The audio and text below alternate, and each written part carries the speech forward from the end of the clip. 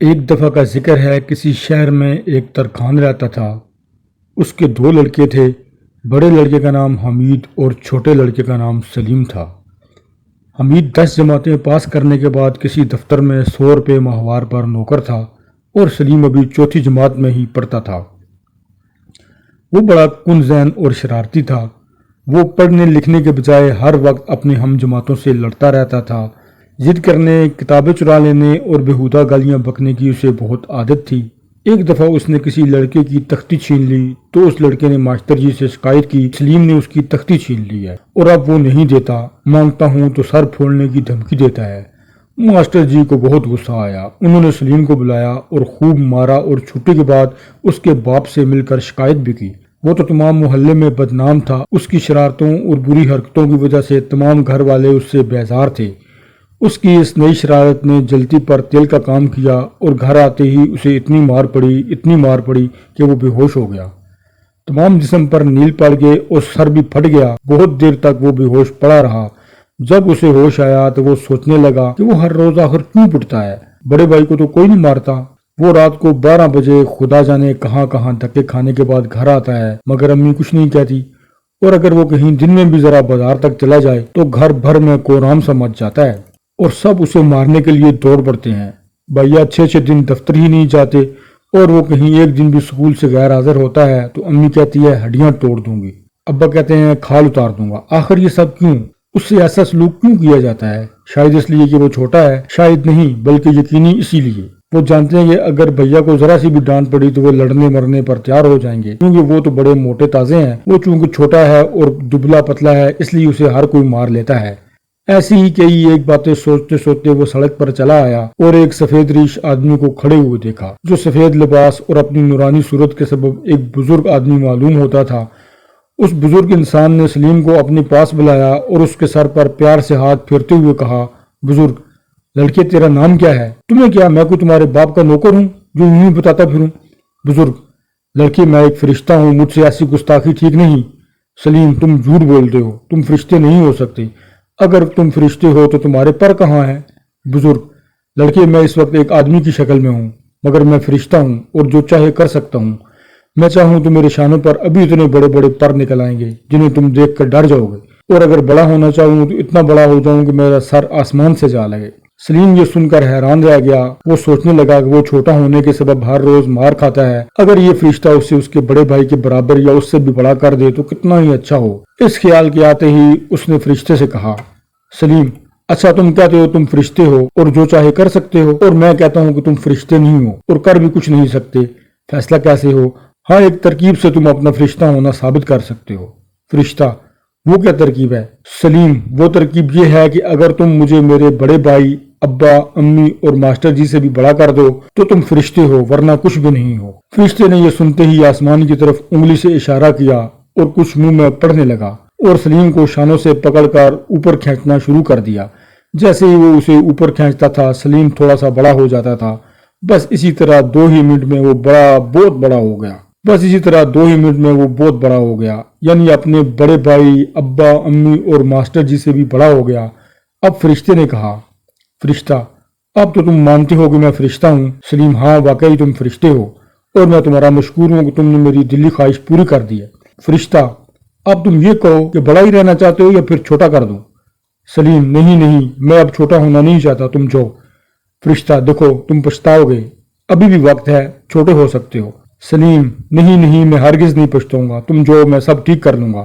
فرشتہ اچھا یہ لو میرا ایک پر ہے، جب تم مجھ سے ملنا چاہو تو اسے آگ پر رکھ دینا، میں فوراً چلا آؤں گا اور ایک بار دوبارہ تم سے ملوں گا۔ فرشتہ پر دے کر چلا گیا اور سلیم خوشی سے سینہ پھلائے ہوئے گھر میں داخل ہوا اور اسے دیکھ کر سب حیران رہ گئے کہ یہ تو بالکل چھوٹا تھا، پھر اتنا بڑا کیسے ہو گیا؟ سب اس کے گرد جمع ہو گئے اور اس کے اس اچانک بڑا ہو جانے کے متعلق بہت سے سوال کیے، جن کا اس نے صرف ایک ہی جواب دیا کہ ایک فرشتے نے اسے بڑا کر دیا ہے اور اب وہ کبھی چھوٹا نہ ہوگا۔ جب اس واقعے کو 15 دن گزر گئے تو ایک دن وہ اپنے بڑے بھائی سے کسی فضول سی بات پر جھگڑا کر رہا تھا کہ اس کی امی نے اس سے کہا، امی سلیم تم تو بڑے ہو گئے ہو مگر تم نے اپنے بڑے ہونے کا کوئی ثبوت نہیں دیا۔ سلیم ثبوت کیوں نہیں دیا؟ کیا میں اس سے پہلے بھی اتنا ہی بڑا تھا جتنا کہ اب ہوں؟ کیا میں اپنے بڑے بھائی سے بھی زیادہ لمبا چوڑا دکھائی نہیں دیتا؟ امی یہ ٹھیک ہے کہ تم قد میں اپنے بڑے بھائی سے بھی بڑے ہو گئے ہو، مگر اس کی طرح دفتر میں ملازم نہیں۔ تم اگر اپنا بڑا ہونا ثابت کرنا چاہتے ہو تو جاؤ کہیں نوکری کرو، روپیہ کماؤ اور دولت جمع کرو، پھر تمہاری شادی بھی کر دی جائے گی۔ سلیم بہت اچھا، میں آج ہی کہیں نوکری کی تلاش میں جاتا ہوں۔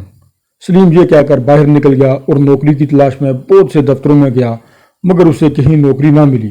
وہ جہاں بھی جاتا تھا لوگ اس کی ہنسی اڑاتے تھے، کیونکہ وہ صرف 4 جماعتیں پڑھا ہوا تھا، اور دفتر میں نوکری اس شخص کو مل سکتی ہے جو کم از کم 10-12 پاس ہوتا ہے۔ وہ بڑا پریشان ہوا کہ اگر اسی طرح اسے کہیں بھی نوکری نہ مل سکی تو وہ اپنا بڑا ہونا کیسے ثابت کر سکے گا، اور اس کی شادی بھی کیسے ہو سکے گی۔ انہی خیالات میں ڈوبا ہوا وہ ایک مل میں گیا اور مینیجر سے نوکری کے متعلق بات چیت کی۔ مینیجر صاحب آپ کہاں تک پڑھے ہوئے ہیں؟ سلیم صرف 4 جماعتیں۔ مینیجر صاحب آپ گھاس تو نہیں کھا گئے کیا؟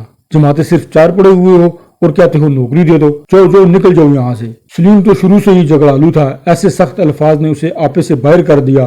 اس نے اپنی بچپن کی عادت کے مطابق بغیر سوچے سمجھے مینیجر صاحب کو ایک گھونسا اس زور سے رسید کیا کہ وہ کرسی سے الٹ کر فرش پر گر گئے، سر پھٹ گیا اور جسم پر بھی کئی ایک چوٹیں آئیں۔ انہوں نے ٹیلی فون پر بات چیت کر کے پولیس بلا لی اور اسے گرفتار کروا دیا۔ چند دن مقدمہ چلنے کے بعد اسے جیل بھیج دیا گیا۔ اب اس کی آنکھیں کھلیں کہ مار پیٹ اور بے معنی جھگڑا کرنے کا کیا نتیجہ ہوتا ہے۔ بچپن کی پڑی ہوئی بری عادت کا انجام جوانی میں کس قدر کڑوا ثابت ہوتا ہے، اور چھوٹی عمر میں دل لگا کر نہ پڑھنے کا نتیجہ یہ نکلتا ہے کہ بڑا ہو کر آدمی کسی کام کا نہیں رہتا، نہ اسے نوکری مل سکتی ہے اور نہ ہی اس کی شادی ہو سکتی ہے۔ وہ انہی خیالات میں گم تھا کہ اسے فرشتے کا خیال آیا اور اس نے جیب میں سے اس کا دیا ہوا پر نکالا اور اسے دیا سلائی دکھائی۔ بس آگ دکھانے کی دیر تھی کہ دھوئیں کا ایک بہت بڑا غبار بلند ہوا اور تمام کمرے میں اندھیرا ہی اندھیرا چھا گیا۔ سلیم مارے خوف کے تھر تھر کانپنے لگا، اس کے ہوش اڑ گئے، قریب ہی تھا کہ وہ بے ہوش ہو کر گر پڑے کہ اندھیرا کچھ کچھ روشنی میں تبدیل ہونے لگا، اور ابھی 2 ہی منٹ گزرے تھے کہ دھوئیں کے کم ہو جانے سے اس نے فرشتے کو کمرے میں کھڑا ہوا پایا۔ وہ فرشتے کو اس طرح اچانک طور پر کمرے میں کھڑا دیکھ کر بہت متعجب ہوا۔ اس کے دل پر فرشتے کی عظمت کا سکہ بیٹھ گیا اور فوراً اس کے قدموں میں گر پڑا اور عاجزی سے کہنے لگا، سلیم فرشتے صاحب مجھے چھوٹا کر دو، میں بہت پریشان ہوں۔ فرشتہ پریشان ہو؟ کیوں؟ میں نے تو تمہیں تمہارے گھر کے سب آدمیوں سے بھی بڑا کر دیا ہے۔ سلیم یہ ٹھیک ہے، مگر میں ابھی بڑا ہونا نہیں چاہتا۔ فرشتہ کیوں؟ سلیم مجھے ابھی ایک کامیاب انسان بننے کی ضرورت ہے۔ میں ان پڑھ ہوں، مجھے تعلیم کی ضرورت ہے۔ مجھ میں لڑنے جھگڑنے اور گالی گلوچ جیسی بد عادتیں بھی ہیں، میں انہیں بھی تبدیل کرنا چاہتا ہوں، اور یہ سب یوں ہی ہو سکتا ہے کہ میں دوبارہ چھوٹا ہو کر اس کی کوشش کروں۔ فرشتہ تو تم اب دوبارہ چھوٹا ہونا چاہتے ہو؟ سلیم جی ہاں۔ فرشتہ مگر اب یہ نہیں ہو سکتا۔ سلیم کیوں؟ فرشتہ اس لیے کہ جب پہلی مرتبہ میں تم سے ملا تھا اور میں نے تم سے کہا تھا کہ میں فرشتہ ہوں تو تمہیں یقین نہیں آیا تھا۔ اب تم کہتے ہو کہ تم چھوٹا ہو کر دوبارہ پڑھنا لکھنا چاہتے ہو تو اب مجھے یقین نہیں آتا۔ سلیم میں قسم کھاتا ہوں۔ فرشتہ قسم کھانا تو گناہ ہے، اور یہ بھی درست ہے کہ قسم ہمیشہ جھوٹے آدمی کھایا کرتے ہیں، پھر مجھے کیسے یقین ہو؟ سلیم میں ہاتھ جوڑ کر کہتا ہوں۔ فرشتہ جی نہیں، معاف کیجیے گا، میں مجبور ہوں۔ میں نے ایک مرتبہ آپ کو بڑا کر دیا ہے، اب میں چھوٹا نہیں کر سکتا۔ ہاں ایک ترکیب ضرور بتا سکتا ہوں۔ سلیم بتائیے بتائیے، وہ ترکیب ہی بتائیے۔ فرشتہ تھوڑی سی ٹانگیں کٹوا دیجیے۔ سلیم فرشتے کا یہ طنزیہ جواب سن کر بہت اداس ہو گیا، اس کا دل بھر آیا اور وہ بے اختیار رونے لگا۔